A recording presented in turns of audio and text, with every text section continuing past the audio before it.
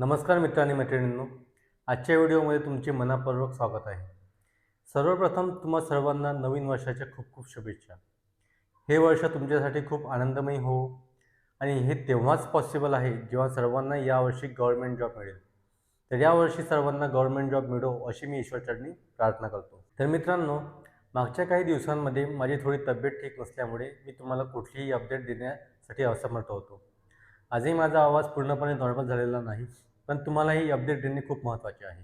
मित्रांनो, जर तुम्ही पवित्र पोर्टलवर अर्ज केला असेल आणि तुमच्या कुठल्याही डॉक्युमेंटमध्ये एक अक्षर जरी वेगळं असेल, तर आजचा हा व्हिडिओ तुमचं पूर्ण सिलेक्शन वाचवू शकतो किंवा घालवू शकतो. नावाची स्पेलिंग, वडिलांचं नाव, डेट ऑफ बर्थ, कास्ट सर्टिफिकेटमध्ये जर मिसमॅच आढळून आलं, तर तुमचं पूर्ण सिलेक्शन गायब होऊ शकतं. आणि सर्वात धक्कादायक गोष्ट काय आहे, तर पवित्र पोर्टल एकदा रिजेक्ट झालं, तर नंतर करेक्शनची संधी मिळतच नाही.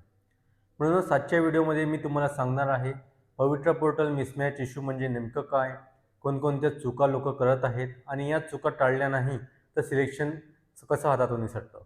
तर मित्रांनो, हा व्हिडिओ स्किप न करता शेवटपर्यंत नक्की बघा, कारण कदाचित तुमच्यासाठी लास्ट वॉर्निंग असू शकते. जर हा व्हिडिओ तुम्हाला उपयुक्त वाटला तर व्हिडिओला लाईक करा. पूर्ण व्हिडिओ बघितल्यानंतरही जर तुम्हाला काही प्रश्न असतील तर कमेंटमध्ये विचारा आणि चॅनलला सबस्क्राईब करायला विसरू नका. चला तर मग आजच्या व्हिडिओला सुरुवात करूया. सर्वात आधी बघूया पवित्र पोर्टल मिसमॅच म्हणजे काय. तर मित्रांनो, सर्वात आधी एक गोष्ट क्लिअर समजून घेऊया. पवित्र पोर्टल मिसमॅच म्हणजे तुमच्या वेगवेगळ्या डॉक्युमेंट्समधली माहिती एकमेकांशी 100% जुळत नाही. म्हणजे तुमचं नाव, वडिलांचं नाव, जन्मतारीख, जात, सरनेम, स्पेलिंग हे सगळं माहिती सर्व डॉक्युमेंट्समध्ये एक्झॅक्ट सेम असणे अपेक्षित असतं. जर यापैकी कुठेही एक अक्षर असेल तर पवित्र पोर्टल सिस्टीमसाठी तो मिसमॅच मानला जातो. आता मी तुम्हाला एका छोट्याशा एक्झाम्पल मार्फत समजून सांगतो. समजा TCवर नाव आहे मयूर लहाने आणि आधार कार्डवर नाव आहे मयूर लहाने. आपल्याला वाटतं एकच तर अक्षर आहे, पण पवित्र पोर्टलसाठी हे दोन वेगवेगळे व्यक्ती आहेत. म्हणूनच व्हेरिफिकेशन वेळी तुमचा अर्ज रिजेक्ट होऊ शकतो. आता इथे सर्वांच्या मनात एक महत्त्वाचा प्रश्न येत असेल, पवित्र पोर्टल इतका स्ट्रिक्ट का असतो? कारण मित्रांनो, हा पोर्टल सरकारी शिक्षक भरतीसाठी वापरला जातो. इथे डुप्लिकेट कॅन्डिडेट टाळायचे असतात, फेक डॉक्युमेंट्स रोखायचे असतात, लीगल कॉम्प्लिकेशन्स नको. म्हणूनच गव्हर्नमेंट रूल असा आहे की सगळ्या डॉक्युमेंट्समधली माहिती एकसारखी असली पाहिजे. आता मिसमॅच नेमका कुठे कुठे येतो? आता लक्ष देऊन ऐका. मिसमॅच हे फक्त नावापुरतं मर्यादित नसतं. पुढील ठिकाणी सर्वात जास्त मिसमॅच येतो. कॅन्डिडेटचे नाव, वडिलांचे किंवा आईचे नाव, date of birth, surname spelling, caste certificate, married female कॅन्डिडेट्सचे सरनेम या सगळ्या ठिकाणी जर थोडासाही फरक असेल तर पवित्र पोर्टल त्याला मिसमॅच मानतो. आता हा मिसमॅच नेमका तुम्हाला कधी कळतो? हा सगळ्यात मोठा प्रॉब्लेम आहे. बहुतांश कॅन्डिडेट्सना अप्लाय करताना मिसमॅच जाणवतच नाही. पोर्टल एक्सेप्ट करतो, फॉर्म सबमिट पण होतो आणि वाटतं सगळं ठीक आहे, पण डॉक्युमेंट व्हेरिफिकेशनच्या वेळेस हा मिसमॅच बाहेर येतो आणि तेव्हा उशीर झालेला असतो. मित्रांनो, आता आपण पाहूया पवित्र पोर्टलमध्ये सर्वात जास्त कुठल्या प्रकारचे मिसमॅच येतात. हे समजून घेतलं तर तुम्ही आधीच तुमचं सिलेक्शन सेव्ह करू शकता. Number 1, candidate name mismatch. हा मिसमॅच नंबर 1 प्रॉब्लेम आहे. फॉर एक्झाम्पल, TCवर तुमचे नाव आहे सचिन वसंत पाटील, आधार कार्डवर नाव आहे सचिन पाटील आणि डिग्रीवर नाव आहे सचिन V पाटील. मग आपल्याला वाटतं सगळंच नाव आहे, फरक काय? पण पवित्र पोर्टलसाठी हे 3 वेगवेगळे रेकॉर्ड्स आहेत.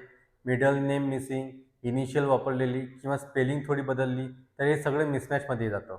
Number 2, surname spelling mismatch. हा मिसमॅच खूप कॉमन आहे, विशेषतः ग्रामीण भागात. फॉर एक्झाम्पल, लहाने किंवा रहाणे, जाधव किंवा जाधव, काळे किंवा काळे. एक अक्षर जरी वेगळं असेल तरी व्हेरिफिकेशन ऑफिसर त्याला व्हॅलिड मानत नाही. Number 3, father or mother name mismatch.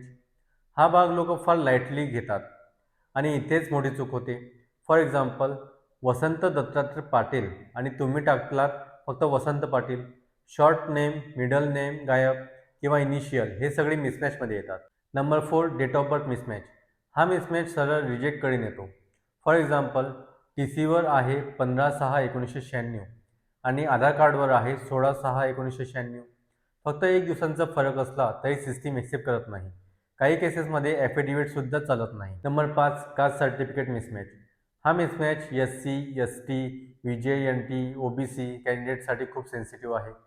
For example, caste सर्टिफिकेटवर सरनेम वेगळं, व्हॅलिडिटी सर्टिफिकेटवर स्पेलिंग वेगळी. असं झालं तर कॅन्डिडेटचा कॅटेगरी बेनिफिट जातो. Number 6, married female candidates name issue. हा मिसमॅच महिलांसाठी खूप कॉमन आहे. फॉर एक्झाम्पल, TCवर वडिलांचं नाव, आधारवर हजबंड नेम अँड सरनेम. जर मॅरेज सर्टिफिकेट, गॅझेट एंट्री आणि आधार अपडेट प्रॉपर नसेल तर सिलेक्शन रिजेक्ट होऊ शकतं. नंबर 7, लँग्वेज और स्पेलिंग इश्यू, मराठी और इंग्लिश. हा मिसमॅच अनेकदा अननोटीस राहतो. फॉर एक्झाम्पल, मराठीत नाव एक आणि इंग्रजी स्पेलिंग वेगळी, पण पोर्टल इंग्लिश डाटावर काम करतो म्हणून इंग्लिश स्पेलिंग मॅच मॅन्डेटरी असते. तर मित्रांनो, हे सगळे मिसमॅच छोटे वाटतात, पण पवित्र पोर्टलसाठी हे मेजर मिस्टेक्स आहेत. व्हेरिफिकेशन ऑफिसरला तुमचं इंटेन्शन नाही, डॉक्युमेंट मॅच होतात की नाही हेच बघायचं असतं. आता बऱ्याच लोकांना असं पण वाटू शकतं, मिसमॅच राहिला तर काय होतं. आता हा भाग सगळ्यात सिरियस आहे, कारण इथेच बहुतांश कॅन्डिडेटचं सिलेक्शन हातातून निसटतं.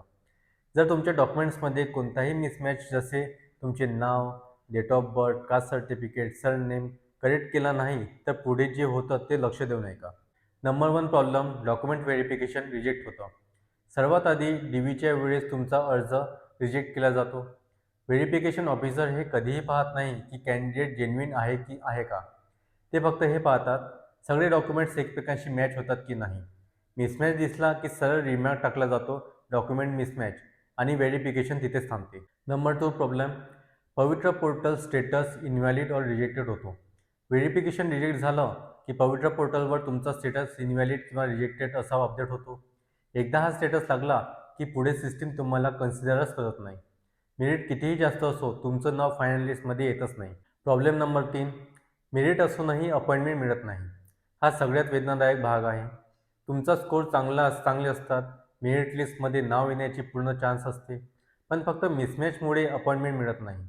तुमच्या अगोदर नेक्स्ट एलिजिबल कॅन्डिडेटला सरळ अपॉइंटमेंट दिली जाते. नंबर 4 प्रॉब्लेम, वेटिंग लिस्टसुद्धा चान्स देत नाही. खूप जण विचारतात, वेटिंग लिस्टमधून चान्स येईल का? तर उत्तर आहे नाही. मिसमॅच हा टेक्निकल फॉल्ट मानला जातो. वेटिंग लिस्ट फक्त व्हेरीफाईड कॅन्डिडेटसाठी असते. मिसमॅच असलेले कॅन्डिडेट्स वेटिंग लिस्टमध्येही कन्सिडर होत नाही. नंबर 5 प्रॉब्लेम, नंतर कंप्लेंट्सवर रिप्रेझेंटेशन चालत नाही. हा सर्वात मोठा शॉक असतो. कॅन्डिडेट्स ऑफिसमध्ये जातात, ॲप्लिकेशन देतात, फोन करतात, पण उत्तर एकच मिळते, आपल्या डॉक्युमेंट्समध्ये मिसमॅच आहे. एकदा व्हेरिफिकेशन रिजेक्ट झाल्यावर लीगल किंवा ॲडमिनिस्ट्रेटिव्ह लेवलवर काहीच करता येत नाही. नंबर 6, पुढच्या भरतीपर्यंत थांबावं लागतं. मिसमॅच करेक्ट केला नाही आणि ही भरती गेली तर तुम्हाला पुढच्या वॅकन्सीपर्यंत थांबावं लागतं. म्हणजे 1-2 वर्ष वाया, वयाची अट, रिस्कमध्ये, मानसिक स्ट्रेस वेगळाच. म्हणून मित्रांनो, मिसमॅच हा छोटा प्रॉब्लेम नाही. हा प्रॉब्लेम तुमचा पूर्ण करिअर प्लॅन डिरेल करू शकतो. म्हणूनच अप्लाय करण्याआधी, डॉक्युमेंट्स अपलोड करण्याआधी, व्हेरिफिकेशनला जाण्याआधी प्रत्येक स्पेलिंग, प्रत्येक डिटेल 10 वेळा चेक करा. मित्रांनो, आता आपण सगळ्यात महत्त्वाच्या भागाकडे येतो, मिसमॅच सॉल्व्ह कसं करायचं. इथे लक्षात ठेवा, पवित्र पोर्टलमध्ये ॲडजस्टमेंट असं काही नसतं. इथे तुम्हाला मिसमॅच करेक्ट करावंच लागेल. स्टेप नंबर 1, एक मास्टर डॉक्युमेंट ठरवा. सर्वात आधी तुम्ही एक डॉक्युमेंट मास्टर माना, म्हणजे एकच डॉक्युमेंट पण त्याच पद्धतीने असतील. साधारणपणे TC किंवा लिव्हिंग सर्टिफिकेट किंवा डिग्री सर्टिफिकेट हाच डॉक्युमेंट पुढे व्हेरिफिकेशन ऑफिसर रेफरन्स म्हणून धरतो. आता बाकी सगळे डॉक्युमेंट्स याच मास्टर डॉक्युमेंटप्रमाणे करेक्ट करायचे असतात. स्टेप नंबर 2, नेम और स्पेलिंग मिसमॅच कसं करेक्ट करायचं. जर नाव किंवा स्पेलिंगमध्ये फरक असेल तर पुढीलपैकी किमान 2 स्ट्रॉंग प्रूफ असणे गरजेचे आहे. Gazette name change affidavit, Aadhaar name update. फक्त ॲफिडेव्हिट अनेक वेळा ॲक्सेप्ट होत नाही, म्हणून गॅझेट सर्टिफिकेट खूप सेफ असतं. स्टेप नंबर 3, फादर और मदर नेम मिसमॅच. जर वडिलांचं किंवा आईचं नाव मिसमॅच असेल तर school record correction, gazette entry किंवा सपोर्टिंग डॉक्युमेंट म्हणून ॲफिडेव्हिट. फक्त शॉर्ट नेम वापरू नका, फुल नेमच ठेवा. Step number 4, date of birth mismatch. आता मी तुम्हाला date of birth मिसमॅचसाठी safely process सांगणार आहे. स्कूल किंवा बोर्ड रेकॉर्ड करेक्शन किंवा बोर्ड इश्यू करेक्टेड सर्टिफिकेट और बर्थ सर्टिफिकेट. कारण कारण लक्षात ठेवा, फक्त ॲफिडेव्हिट डेट ऑफ बर्थसाठी अनेक वेळा रिजेक्ट केला जातो. Step number 5, caste certificate mismatch. जर कास्ट सर्टिफिकेटमध्ये मिसमॅच असेल तर इश्युइंग ऑथॉरिटी म्हणजेच तहसीलदार किंवा SDM कडून correction new corrected caste certificate, validity certificate updated. फक्त ओल्ड सर्टिफिकेट वापरू नका, कारण तो इनव्हॅलिड मानला जातो. Step number 6, married female candidates. महिलांसाठी हा सेफेस्ट पाथ आहे. Marriage certificate, gazette name change आणि Aadhaar updated with new surname या तिन्ही डॉक्युमेंटशिवाय सरनेम चेंज एक्सेप्ट होत नाही. Step number 7, legal spelling Marathi और इंग्लिश. पोर्टल नेहमी इंग्लिश डाटावर काम करतो, म्हणून इंग्लिश स्पेलिंग सगळीकडे सेम असावे आणि मराठी नेम गॅझेटप्रमाणे असावे. पण इंग्लिश स्पेलिंग मॅच नसेल तर मराठी नाव कन्सिडर केलं जात नाही. आता सर्वात मोठी चूक काय करू नका, हा सर्वात मोठा मुद्दा आहे. Last moment correction, incomplete affidavit, multiple versions of same documents, old certificate upload करणे, ही सगळी कारणे व्हेरिफिकेशन रिजेक्ट करतात. तर मित्रांनो, पवित्र पोर्टलमध्ये ऑलमोस्ट सेम असं काही नसतं. इधर मॅच आहे किंवा रिजेक्ट आहे. आजच सगळे डॉक्युमेंट्स एकत्र ठेवा, लाईन बाय लाईन कम्पेअर करा. मिसमॅच आढळला तर अप्लाय करण्याआधीच करेक्ट करा. आता पवित्र पोर्टल करेक्शन विंडो असते का? मित्रांनो, हा प्रश्न नेहमीच सर्वांच्या मनात असतो. याचं उत्तर ऐकायला कडू आहे, पण सत्य आहे. उत्तर आहे नाही. पवित्र पोर्टलवर परमनंट करेक्शन विंडो नसते. मग लोकांना करेक्शन ऑप्शन दिसतो, तो काय असतो? आता लक्ष देऊन ऐका. कधीकधी रजिस्ट्रेशन किंवा प्रोफाईल फिलिंगच्या वेळी तुम्हाला एडिट किंवा अपडेट असा ऑप्शन दिसतो, पण तो परमनंट करेक्शन विंडो नसतो. व्हेरिफिकेशन नंतर वापरता येत नाही. तो फक्त अप्लाय करण्याआधीची लिमिटेड एडिटिंग असते. एकदा फॉर्म सबमिट झाला, डॉक्युमेंट अपलोड झाले, व्हेरिफिकेशन प्रोसेस सुरू झाली की मग पोर्टल लॉक होतो. आता पुन्हा एक प्रश्न येतो, व्हेरिफिकेशन रिजेक्ट झाल्यावर करेक्शन करता येतो का? तर सरळ उत्तर आहे नाही. जर डॉक्युमेंट व्हेरिफिकेशनमध्ये मिसमॅच रिमार्क आला तर पुन्हा डॉक्युमेंट अपलोड करता येत नाही. स्पेलिंग चेंज करता येत नाही, कास्ट एक्सेप्ट होत नाही, पोर्टल सिस्टीम तुम्हाला दुसरी संधी देतच नाही. मग काही लोक म्हणतील, माझं करेक्शन झालं होतं, ते काय? हे केसेस खूप लिमिटेड असतात. For example, server error, incomplete upload, technical glitch. पण डॉक्युमेंट मिसमॅच हा टेक्निकल नाही, तो लीगल इश्यू मानला जातो आणि लीगल इश्यूमध्ये करेक्शन विंडो अप्लाय होत नाही. आता सेफ रूल काय लक्षात ठेवायचा? मित्रांनो, हा एकच रूल लक्षात ठेवा. अप्लाय करण्याआधी सगळे डॉक्युमेंट 100% करेक्ट करा. पवित्र पोर्टल असं आहे की आधी करेक्शन, मग रजिस्ट्रेशन आणि मग अप्लाय. या उलट केलं तर सिलेक्शन रिजेक्ट केला जातो. आज हजारो कॅन्डिडेट्स हेच म्हणत बसले आहेत, आधी अप्लाय करू, नंतर करेक्शन करू.